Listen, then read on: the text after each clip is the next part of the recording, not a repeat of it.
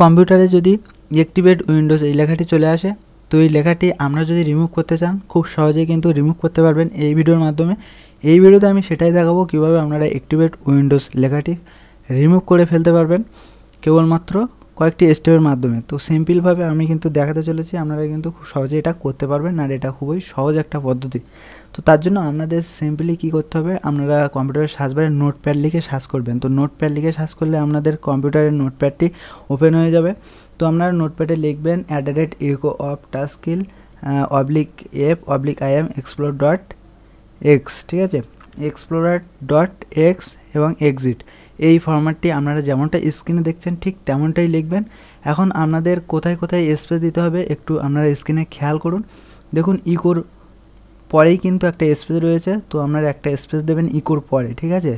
তার নিচে আপনারা যদি লিখতে চান এরকম পরপর, তাহলে অবশ্যই এন্টার প্রেস করে করে লিখবেন, ঠিক আছে। তাহলেই কিন্তু পরপর সাজিয়ে এভাবে উপর থেকে নিচে লিখতে পারবেন।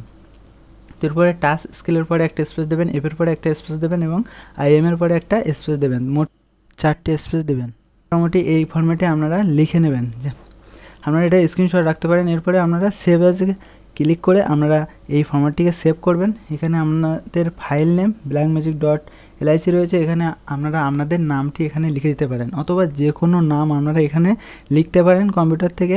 জাস্ট আপনারা নামটা লিখে একটা ডট দেবেন, দেওয়ার পরে আপনারা লিখে দেবেন, এখানে লিখবেন ডটের পরেই, অর্থাৎ নামের পরে একটা ডট দেবেন এবং ডটের পরেই লিখবেন, ঠিক আছে। আপনার নামটা যে কোনো কিছু দিতে পারেন, অবশ্যই ডট দেবেন, কোনো স্পেস ছাড়াই লিখবেন bat.bat, ঠিক আছে, নাম .bat। তো এরপরে ডেস্কটপে আপনারা যে নামে ফাইলটিকে সেভ করেছিলেন সেই ফাইলটি ডেস্কটপের উপরে দেখতে পাবেন। আপনারা ফাইলটির উপরে একটি রাইট ক্লিক করবেন। তো রাইট ক্লিক করার পরে রান অ্যাজ অ্যাডমিনিস্ট্রেটর এই লেখার উপরে একটা ক্লিক করে দিলে, তো এরপরে আপনাদের পিসিটিকে একবার রিস্টার্ট করে নেবেন।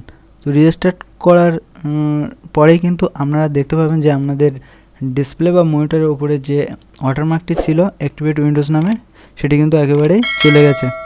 তবে এখানে কিন্তু একেবারে পার্মানেন্ট চলে যাবে না, সেটা কিন্তু আমি আগে থেকেই বলে রাখছি, কারণ এখান থেকে আপনাদের পার্মানেন্ট যাওয়ার জন্য অবশ্যই কিন্তু উইন্ডোজ কি পারচেস করতে হবে, ঠিক আছে। তো ভিডিওটি ভালো লাগলে অবশ্যই লাইক শেয়ার কমেন্ট করবেন, ভালো লাগলে ভিডিওটিকে শেয়ার করতে ভুলবেন না।